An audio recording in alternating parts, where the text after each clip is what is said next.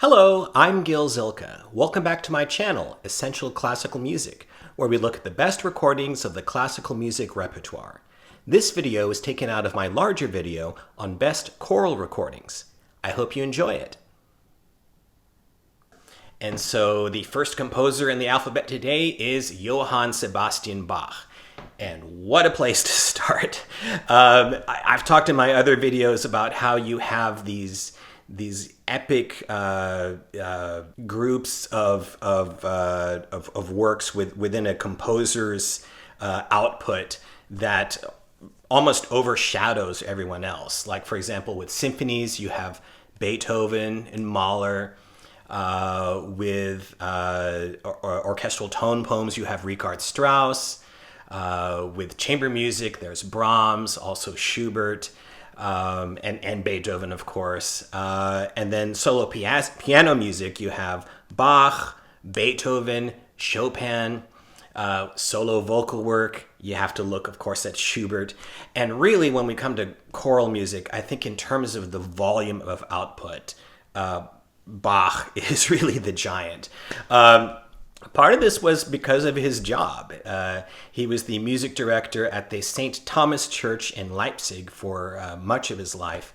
And he composed weekly cantatas for performance in the services. And then beyond that, he also wrote these humongous monumental works. The first one I'm going to discuss is the St. Matthew Passion, one of the biggest, longest works in the choral repertoire. Performances on average are around 3 hours. Sometimes a period performance can get it down more to like 2.5 hours. Passion, by the way, that comes from the Latin passio, which is suffering. And this narrative that it depicts is the suffering of Christ from the time of the Last Supper until his crucifixion. And in the St. Matthew Passion, we have that depicted by the Gospel of Matthew. And yeah, it's a humongous work, a real event whenever you have a performance of the St. Matthew Passion. It actually uses 2 choruses, 2 orchestras. You have an evangelist, the tenor, who is basically a narrator of the story. Then you also have Jesus, who's depicted by a bass. And you have Pontius Pilate and various other characters. And they're all telling the story. And they use recitative, which is music that mimics dialogue. You see this, for example, in Mozart operas. And then in between that, you have solo arias as well as choruses, which in the St. Matthew Passion are your more traditional Lutheran chorales. There are these larger choral numbers that bookend the 2 parts. Maybe most famously is the opening, very solemn and grand, on the words, "Kommt ihr Töchter, helft mir klagen. Come ye daughters, help me lament." So that kind of sets the tone for the work. It's a really beautiful, monumental work. It takes a lot of patience to get through on one hearing. It is obviously very long. So now let's talk about recordings. My top choice for the St. Matthew Passion is a more traditional modern instrument version. This is Eugen Jochum conducting the Netherlands Radio Chorus and the Concertgebouw. Comes from 1965. Very good vintage Philips sound, nice warmth, nice opulence, and it's a traditional warm-hearted performance, but it's not like overly slow. It doesn't drag. For example, that first chorus, it moves ahead very solemnly, but it doesn't feel, shall we say, trudgy. Jochum, you're going to hear his name a lot today. He was one of the great conductors of these large choral pieces, especially the ones that are more spiritual. And he guides this work very naturally, beautiful spirituality. The soloists are excellent. The evangelist is Ernst Haefliger, very expressive tenor. Walter Berry, a very warm-hearted Jesus. One of the things I love about this recording is whenever Jesus is singing the recitatives, there's this stillness. You have the string section creating what we call the halo effect, these held high chords, and it sounds really sumptuous and beautiful here. So I think this is an excellent place to start for this monumental work. Now, if you do want to hear a recording that has maybe a little bit more kick to it, a little bit more giddy-up, you might say, we have another modern instrument recording from 1994 conducted by Helmut Rilling. This is with his Geichinger Kantorei Stuttgart, as well as the Bach Collegium Stuttgart. And right from that opening, the Kommt ihr Töchter, it's got a little bit more impetus to it, more the dramatic effect. This is beautifully recorded, beautifully sung. The presence and the clarity in both the chorus, who are very well drilled, enunciate the text. They really tell the story in all the chorales. The soloists as well. One of them, the bass soloist, is Thomas Quastoff, who, of course, was one of the foremost leader and soloist singers, and all guided by Rilling very naturally and in beautiful sound. So a great way to learn this work as well. Now, going back to or I should say maybe forward, but it's actually back in time. But I want to discuss now some period performance recordings, starting with the very first one from Nicholas Harnoncourt from 1970. This is with the Regensburger Domspatzen, the King's College Choir, as well as the Musicus Concentus Wien. And he did do a later one from, I think it was around 2001 or 2003, which is very good as well, very well recorded. But I prefer this earlier one. It uses a boys chorus, boys sopranos in the chorus, which was the tradition in Bach's time. And I think it lends a little bit more of this kind of reverence to the piece. More solemnity. Everything here sounds very natural, nothing forced upon the music, nothing pushed, and it's just a really good kind of full sounding but still a period performance. Among the soloists, I want to point out Paul Eswood. He does a great job on that, probably the most famous aria in the work, Erbarme dich, mein Gott, have mercy, my Lord. Beautifully expressive aria that he does very well. So that's an excellent choice if you're investigating period performances.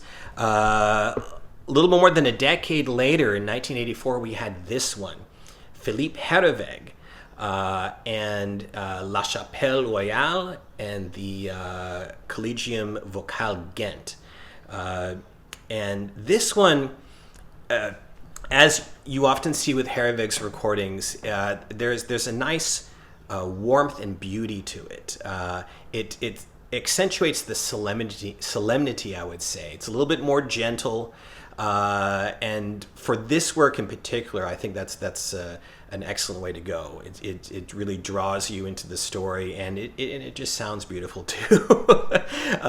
Now, he did do one in the late 90s, and I'll show that one here, with the same forces as well. And this one is very well recorded. I would say it has a little bit more crispness to it. And you could make arguments for either one. I feel like personally I like a little bit the naturalness of this one, but don't let me dissuade you from investigating both. There's a lot of debate between people over which one they prefer. I get a little bit more of the feeling of the solemnity from this one. And then, just a few years later, in 1988, we had another period performance icon, John Eliot Gardner, with the Monteverdi Choir and the English Baroque soloists. And this one is more the dramatic effect. He takes that opening chorus more swiftly. Everything's really articulated. The musicianship is immaculate, the attention to detail. And I would say for this work, the sort of the drama of the narrative of the Passion. This recording is in addition to being on the quick side, it's also, I might say, a little bit more sparing emotively, which for some might be a better thing. It's like saying less with more, so to speak. It's really the opposite of those more romantic readings, and everything is just recorded and played and sung so beautifully that I wouldn't want to be without this one either. And then coming closer to our own time, actually just a few years ago, 2021, we have this version from Raphael Pichon with his group Pygmalion. As you can tell, they're French. And this one is, it's very dramatic as well, but also has this lushness to both the singing and the playing. It's also very nuanced as well as dramatic. Recorded very well, wonderful presence. So compared to, say, a recording like Herweg, this one is more, I would say, on the dramatic side, but it's very captivating as well. Okay, now let's go back now to the modern romantic style, and most of you who know St. Matthew Passion recordings will probably know this one is coming.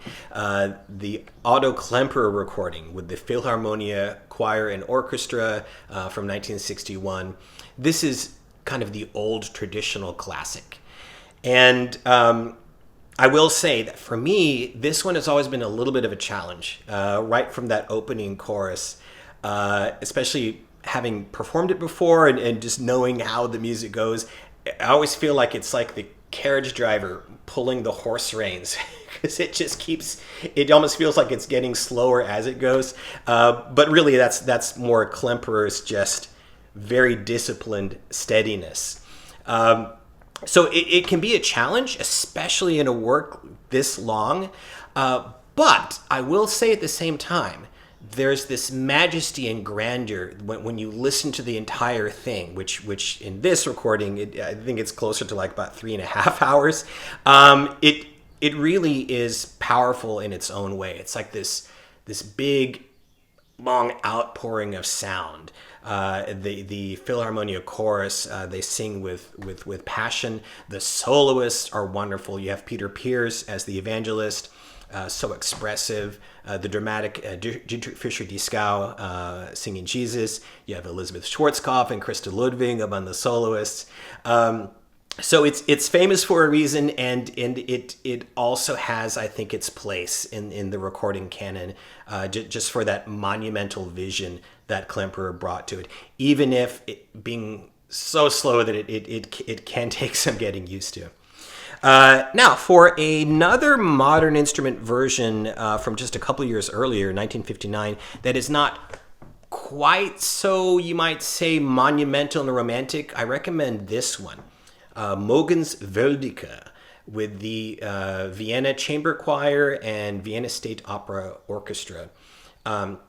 It's got nice sound, nice presence to it for its age.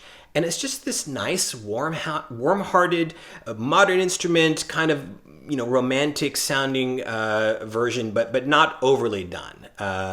Very good soloists as well.